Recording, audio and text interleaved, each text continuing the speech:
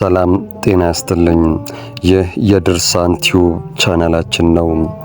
ፕሮግራማችንን ከመጀመራችን በፊት ለዚህ ቻናል አዲስ የሆናችሁ ሰብስክራይብ፣ ላይክ እና ሼር፣ ኮሜንት በማድረግ እንድታበረቱን በእግዚአብሔር ስም እንጠይቃለን። የዛሬው መርሃ ግብራችን ወይንም ፕሮግራማችን ስለ ሊቀ መላኩ ቅዱስ ሚካኤል ይሆናል። አብራችሁን እንድትቆዩ እንድትከታተሉን እንጋብዛለን። ወደ ድርሳኑ እናመራለን። መልካም ቆይታ። ቅዱስ ሚካኤል ሊቀ መላእክት።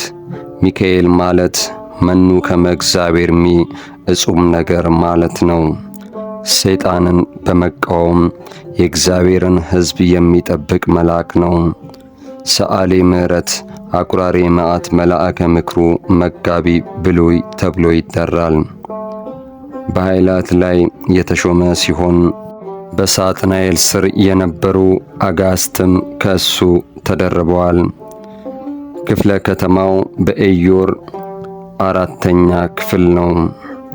መጽሐፈ ምሳሌ ከቁጥር 13 እስከ 18፣ መጽሐፈ ዳንኤል ከቁጥር 1 እስከ 12 እንደተጻፈ የቅዱስ ሚካኤልን ታሪክ ስናይ በየወሩ ያለው በሙሉ የዓመት ታሪክ ነው።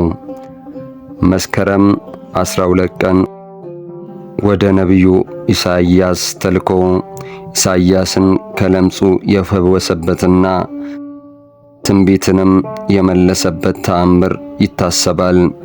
ወደ ንጉሥ ሕዝቅያስም ተልኮ ለሕዝቅያስ ንጉሥ ይሁዳ ዕድሜ እንደሚጨምርለት በኢሳይያስ በኩል በእግዚአብሔር ፍቃድ አብስሮታል። እንዲሁም ለቅዱስ ፋሲለደስ አጽራሃ መንግሥትን ያስጎበኘበት ቀን ነው። ታሪኩን መስከረም 6 እስከ 14 ቀንና ነሐሴ 4 ቀን ተመልከት።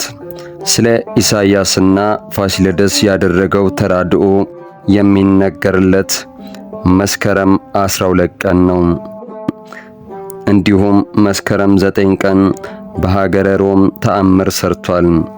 ይህስ እንደምን ነው ቢሉ በሮም ውስጥ ፍሩሚያ የምትባል አውራጃ በስሙ ቤተ ክርስቲያን ታንጾ በውስጡም ብዙ ድንቅ ተአምራት ሲደረግ ያዩ ዮናናውያን ሰይጣናዊ ቅናትን ቀንተው በአካባቢው የሚወርደውን ውሃ በቤተ ክርስቲያኑ ላይ ለመልቀቅ ቤተ ክርስቲያኑንና ናርጦኖስ የተባለውን መጋቢ አብረው ለማጥፋት ተስማሙና ውሃውን ገድበው በቤተ ክርስቲያኑ አንጻር ለቀቁት።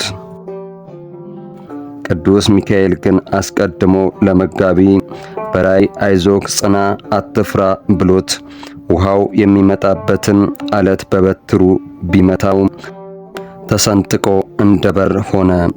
ውሃውም ወደ ቤተ ክርስቲያኑ ሳይገባ በዚያ ውስጥ ያልፍ ጀመር።